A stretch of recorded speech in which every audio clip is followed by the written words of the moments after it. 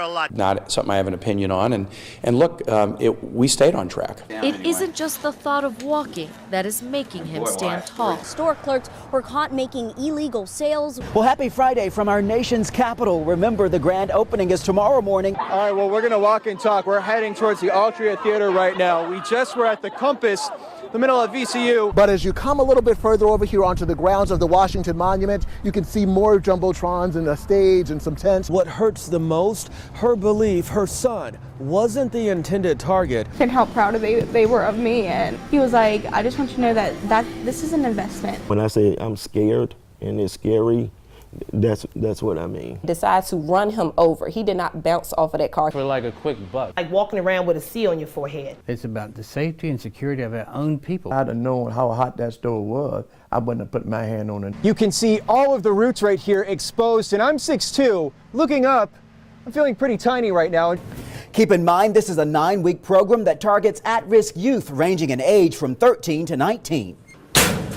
It's actually modeled after a program in Texas. Blair took this picture of them and decided to pass on lunch. Instead, he's been waiting until he gets home to head straight to the fridge. Look at all the little kids I've got around me.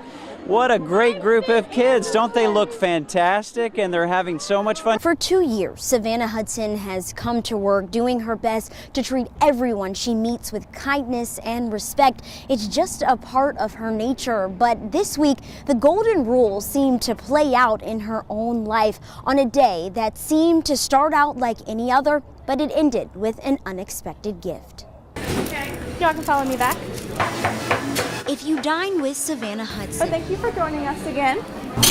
You quickly realize you're welcome. There's that for y'all, and Austin will be right with y'all. Okay. She has an infectious spirit and cares about each person she meets. Everyone's doing their silverware, which I was silver checker that night.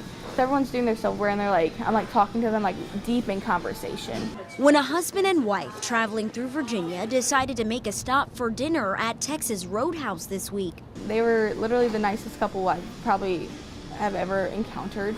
Savannah wanted the pair to enjoy themselves like any other customer. I treated them like I treat everyone, and it's just that they gave it back to me. She says they talked about life, how Savannah starts classes at a community college in a few days, and her long-term goal of becoming a radiologist technician. It was a night of good food and meaningful conversation. I'm like, oh, it's my blessed booth. That ended with an unexpected gift. I was like, is that a check? It most certainly was. Here's a picture of it, and the amount left Savannah blown away. I was like, guys, I don't even know I don't know what do I do. I was like, they're like, what is it? I started crying. I was like, it's $1,000. A $1,000 check written from a couple whose kindness still brings her to tears. My parents say it all the time, so it's not like but it was something coming from their generation. And how proud they were of me. And he was like, I just want you to know that this is an investment. And he was like, and I invest my money into what I believe is good things. Good things like Savannah's future. We're officially open. Giving her even more motivation to make her dreams reality. I'm always a happy person, but the way they treated me, I'm like extra happy now. I'm like extra pep in my step. I'm like, hey. And leaving her hopeful they'll all meet again someday. Thank you. Savannah plans to actually save the money and now calls the booth that the couple was sitting in her blessing booth. On your side in Henrico, Jasmine Turner, NBC 12.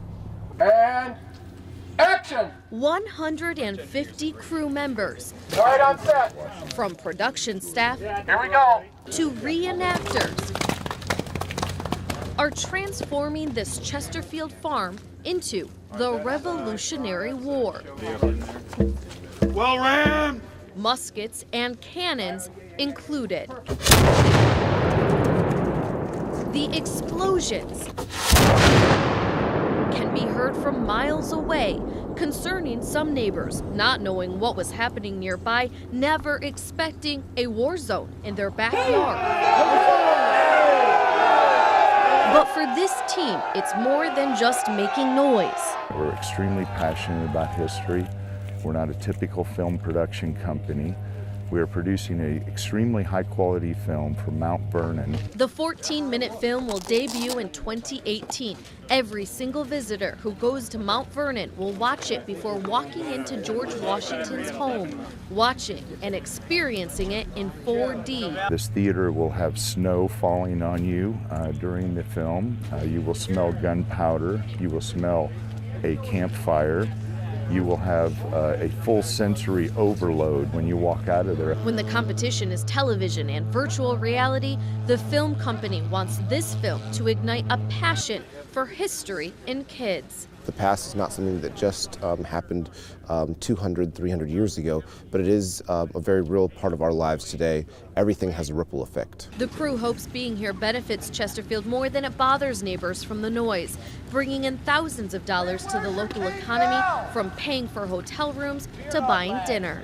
We want to see tourism from all over the world come to Virginia and look at these beautiful historic sites here. Cut. Nice shot.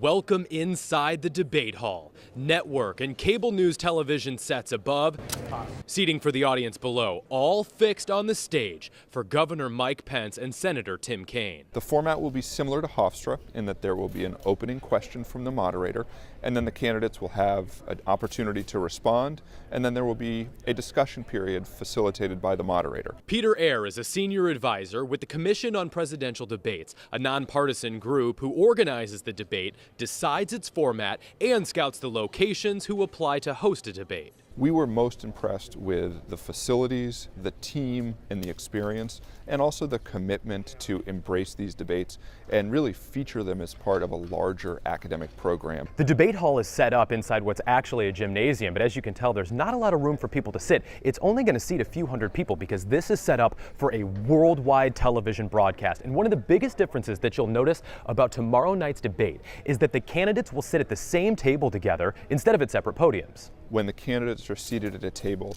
it facilitates a different kind of conversation, and that's something that we haven't always done. So that's something that people will be seeing tomorrow night. Experts predict this will be a very substantive debate, and the Debate Commission adds that nothing about the debate process changes because of Tim Kaine's ties to the host state, because Longwood was selected way before Tim Kaine or Mike Pence were ever nominated.